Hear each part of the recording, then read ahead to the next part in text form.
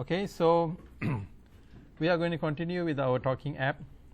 So far what we have actually have done, we have created two screens, text to speech and speech to text, which is currently empty.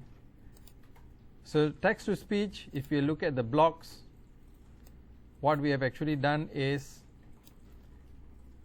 we included a functional block, that is whenever you are pressing the text to speech button, click, then it will actually call the text to speech to speak whatever that we have actually written here. Now I would like to ask all of you, what is the limitation here?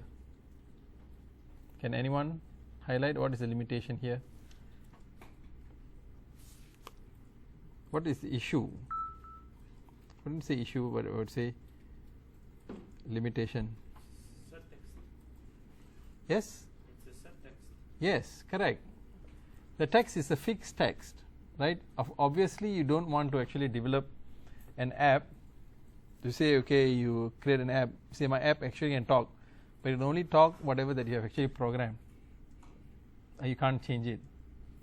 So the best way is to try to make it more dynamic, which means you should now allow the user to type whatever that they wish the app to speak, right? Wouldn't that be better?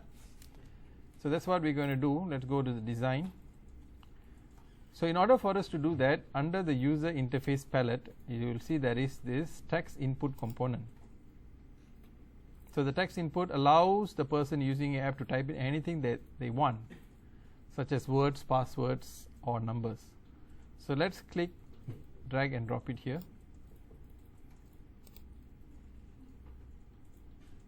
So once you have dragged and dropped, the text input comes on top of the talking app label. I prefer the text input to be in between the label and also the button. So how can we do that? So when you go onto the component tree, you click and you drag it down. So now you can actually see the text input, right? Comes below it. So if any one of you is unable to follow, please raise your hand and let me know. So now you can see the text input is here. Of course, at the same time, you can actually open your Thunkable Live and view how it actually looks like on your phone.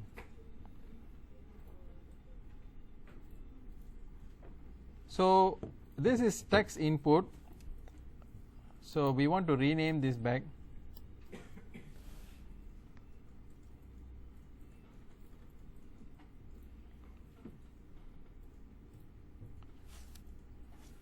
So we name it as user text input.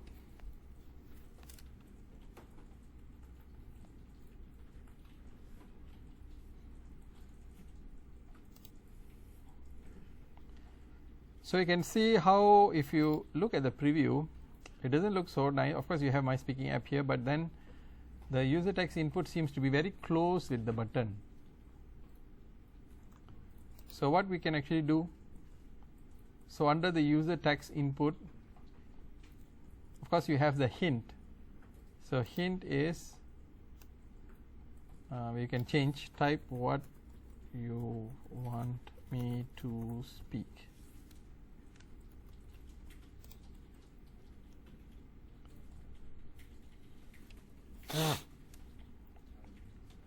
And then you see that for the user text input, there is this one thing which is known as the keyboard type. So if you see keyboard type, they are default. If it's default, if you preview, when you press on your phone to type something, what do you notice? Your default keyboard will appear, right? Now likewise, if you go to email address, now if you click, what will happen? The same keyboard will appear, but do you notice anything different if you use email address? What is it that is different? You have to do it and you have to press in your phone, then you'll know. What is the difference between the default and this one? Email address. Add button. Yes, there is additional LIS and also .com button in your keypad. Do you notice that? Now if you change the keyboard type to numeric, what happens? You only get number, right? You get number keypad. And if you change to phone pad, what do you get? You'll get the numbers also, but it's the telephone keypad which has the asterisk and also hash, all those things. So whenever you are developing your app, the keyboard type depends on the type of application that you want. In our case, we can keep it as default because we want the user to type any words that we want the app to speak. But let's say if you are doing an app where you require the user to enter their email address, then you want to choose the keyboard type of email address. Likewise, if you want them to type their phone number in the user text input to make it easier for them, user friendly. So here I'm going to add some margin at the bottom, so at least so it won't be so too close. And I think the talking app label has a very large margin in the bottom, so maybe just make it 20.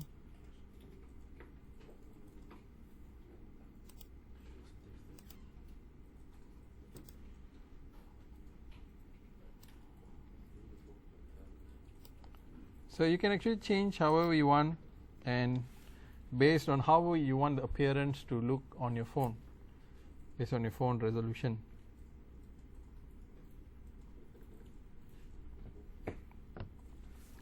Is everyone okay? Now if you go, let's see, where is it? Run that once. Okay, so under the user text input, if you click on advanced, under advanced option, if you scroll down, keep on scrolling down until you can see there is this hint text color. So currently the hint type what you want is in gray, so maybe it's not so visible, so you can actually change color, whatever color that you want. The color you'll be able to see on your phone. If you preview here, okay, you'll be able to see also.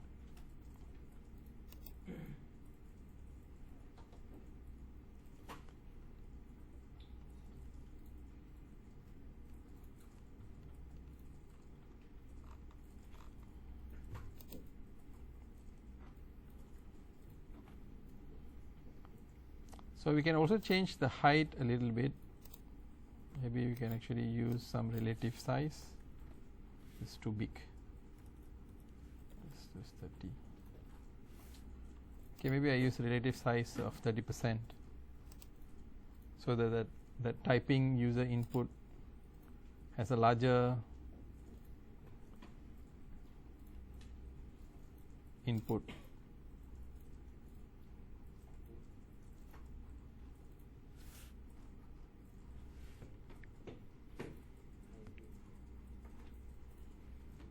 Is everyone okay? So with this user text input, we as the user, we can actually type whatever words that we want now. So now how do we want to use whatever that we have typed to speak? Is everyone okay? So let's go to blocks. So if you go under block, you can see on the left hand side here there is user text input, right? Click on the user text input, and if we scroll down, do you notice this one? User text inputs text, meaning to say that whatever that the user type in the text prompt, this block will capture whatever text that is there in the user text input. So we can use this one, drag and drop it here. So now before you click on the text to speech button, you should type something, right? And then when you click the text to speech button, what happens? It will actually call the text to speech to speak whatever text that is there in the user text inputs text. So now you can actually type something.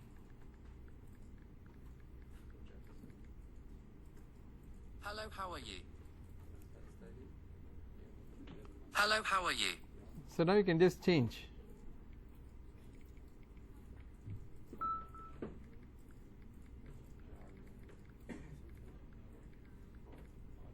Did you manage to do it? So now I can just change. So now we make it dynamic. So you can use this app to scare your friends or to disturb them. Don't do that. Just for fun you can do. But now your app, from being something that you can't change, now you have the option for you to ask it to speak whatever that you type. Is that okay?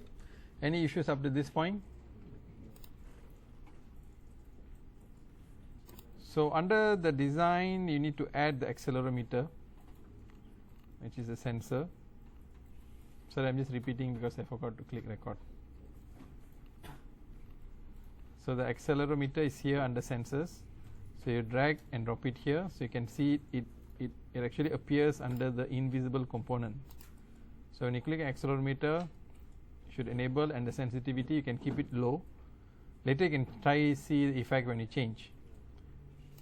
So then when we go back to the blocks, you can see there is this accelerometer here. So when you click, so we can actually use this one when accelerometer 1 is actually shaking.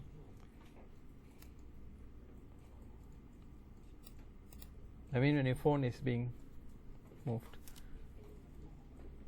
So now we have actually two functional blocks. One is when you click the button, it will speak whatever that you have typed. Second is when the phone, if you move your phone, you want it to actually speak something. So for it to speak, we're going to use the same block here. So you can right click on this block and there is this option of duplicate. So you just can click duplicate and put it here. But maybe I'll remove the user text inputs text. So we can type something here. So the phones will actually talk to you. So it says stop shaking me. So if you just take and if you try to actually shake your phone,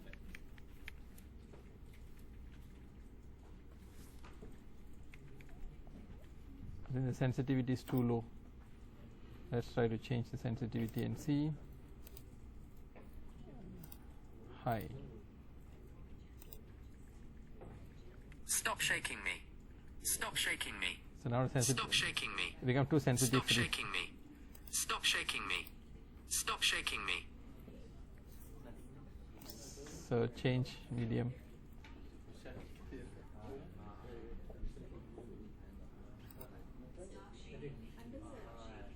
Stop shaking me. So medium is fine. Stop shaking me. Medium is okay. Stop shaking me. Wait, Stop shaking me. try to see low.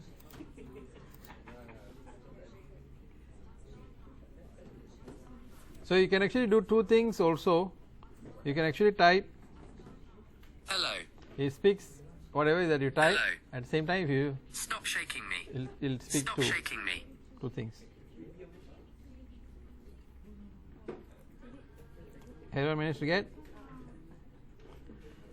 So these are some of the interesting things that you can do, but the accelerometer you can't do on the preview on your phone. I mean preview in here. You have to do it on your phone.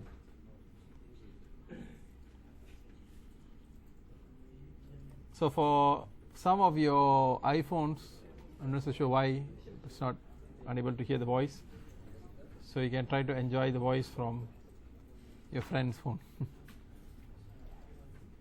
Actually, Where the preview? in iPhone, but you have to connect to the any kind of earphone. Or your phone? Then only it works. Yeah. So maybe you can try. I think only whose iPhone is not working? I think only hers, right? No, my. Yours also not working. But then we use earphone is working. You have earphone. He said when you try to use earphone is working. I'm not so sure why. If you have AirPods, they can try to check. It's weird.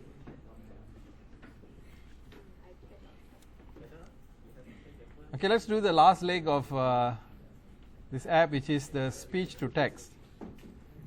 So currently, text to speech, we have actually included the label. We have actually did the graphics. We actually allowed it to actually speak, and also we included accelerometer for it to actually speak whenever thing happen. So can we go to the speech to text? Now it's the other way around. It listens to whatever we say and then it converts it into text.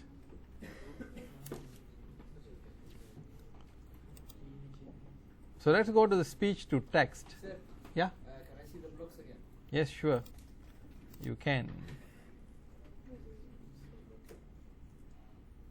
Sir, mine is still in the invisible components. How do I change that? It is under the invisible component. It'll stay there. Yeah, it will stay there. If you look at the design, text to speech and accelerometer, they are under the invisible components because they are the background components.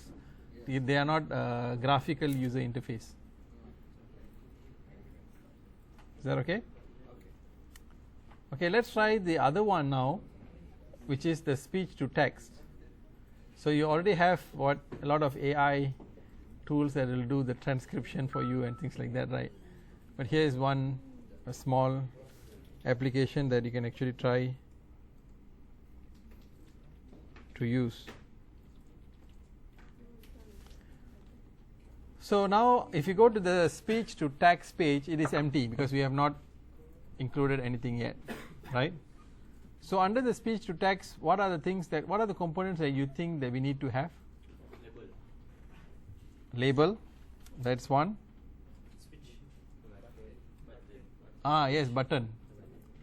Label, why he say label is because when you use that label to convert whatever speech that you are talking, you'll convert that label into the text.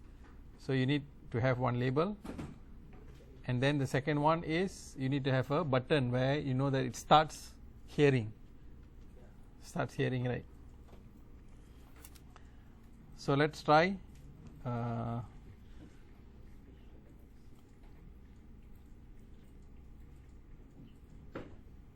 Let's go to the label.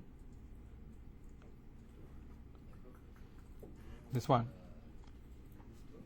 So label is of course as how we have seen before, it is just to write a text. But now you can actually manipulate the label to display any text that you want. So we can actually drag and drop this label to the screen.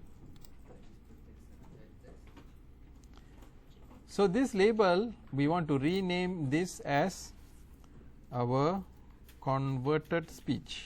Converted speech label.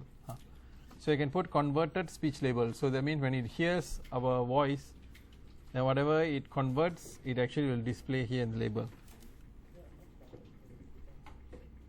So the text you can actually change also.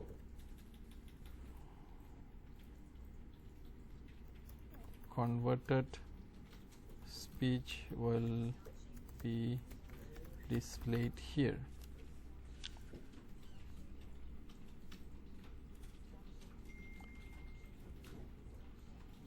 So now we can actually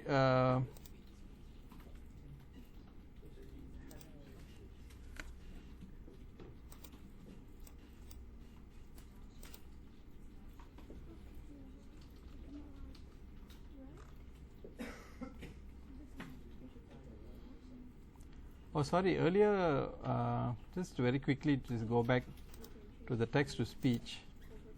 under the user text input,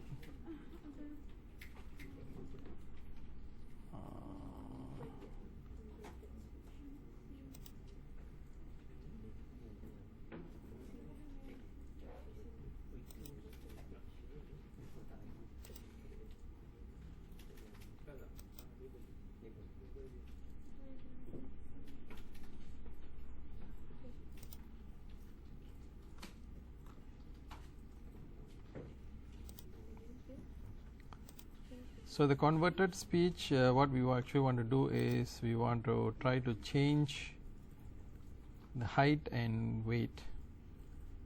I say the height, you can use relative size, okay, maybe 50%.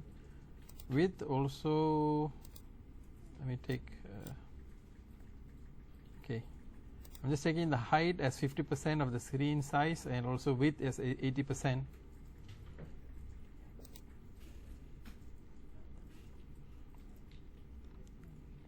But when you use like that, and you just see like it just blends with the background, so you can't really see that clearly. So what we can actually do is we can add some background color. So maybe some light gray. The text color we can keep it as black. If you want to change color, then that's fine.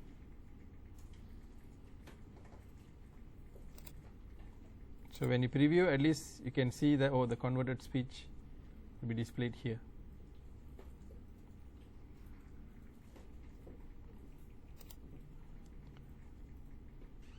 So then we need to include button, right?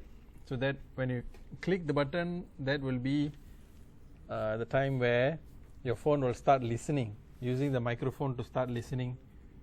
So we need to have a button. So drag and drop the button.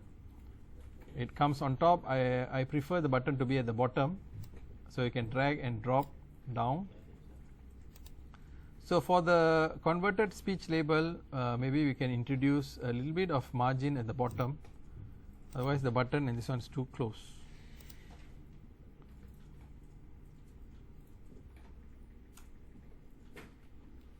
Maybe put 20. So at least there's some margin between the converted speech display and also the button.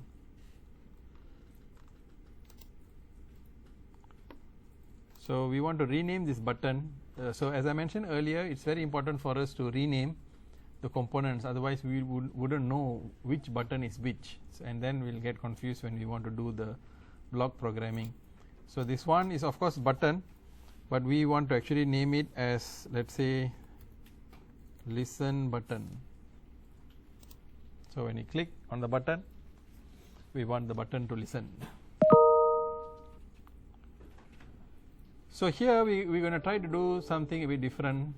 Instead of having the button as a button, we want to replace it with some kind of icon, right? That would be better, right? So open up another page, let's say listen icon. Okay, so that is the listen icon.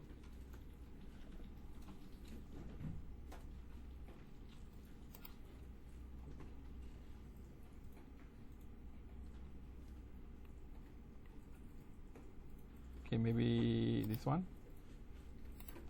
So we're going to copy the image address, go back here, make sure the property is under the button. So you can go down and you can actually include the background picture.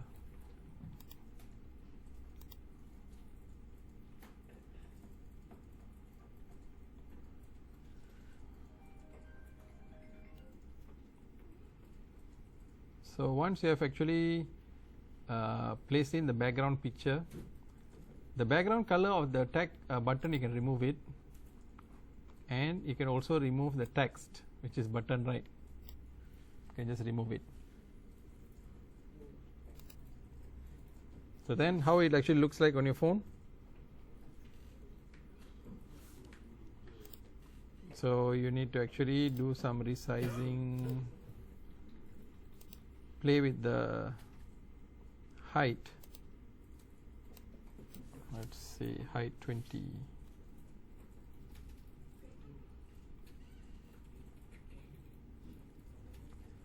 let's see the width also.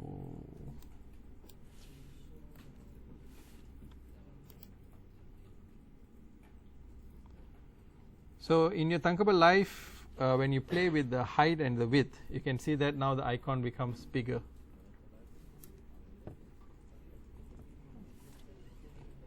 So if you preview also, you can see, of course here this is not how it looks like, right? In your Thunkable Live, you are able to see it in full, the button. So if you want to make it even more bigger, then you can actually change the height and the width even more. Then it will be way bigger. I think this one is 20 is fine. I think this one if you increase 30. So when you change the width 30, the button becomes more bigger, right? So now so now this icon acts as our button. So what we have done, we have actually included a background picture, we have removed the text button, and we have removed the background color. All okay? So now let's go to the block. Oh sorry, before we go to block, we need to actually include the component, which is, if you see under the voice, there is this speech recognizer.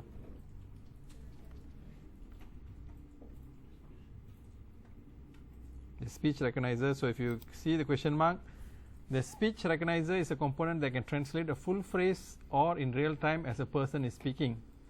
The speech recognizer stops listening after it stops detecting any sound. So we're going to use the speech recognizer. So drag and drop it to the screen. Again, it will come under the invisible components.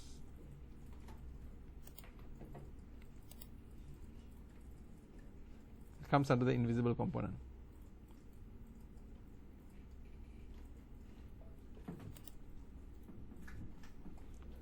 So now let us try to go to the block.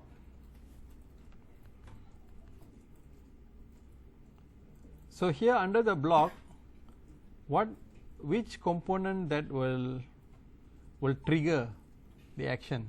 Button. Yes, the button. So what is the name of the button?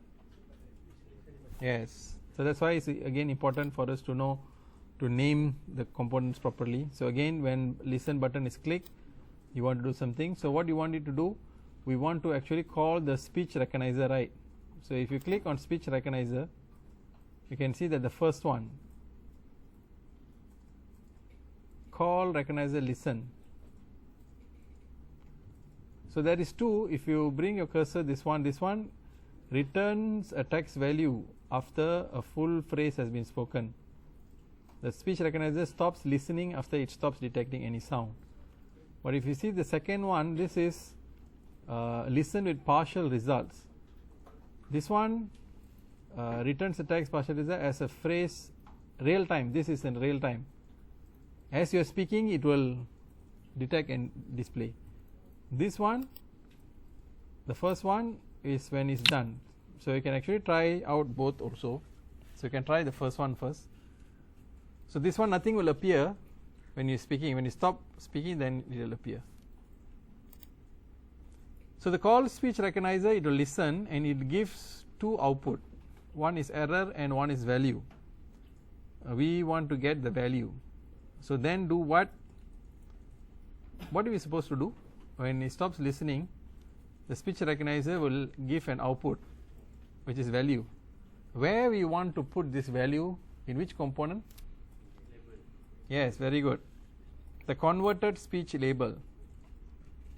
So now here, do you see this one? Set the converted speech labels text to whatever text. So we want to use this one. Put it here. So what do we want to change the label here? The value. Just drag and put it here. So what this will do, when listen button is clicked, you will call the speech recognizer to listen. And when you stop speaking, you will give output value, and that value you want to convert speech label text to that particular value.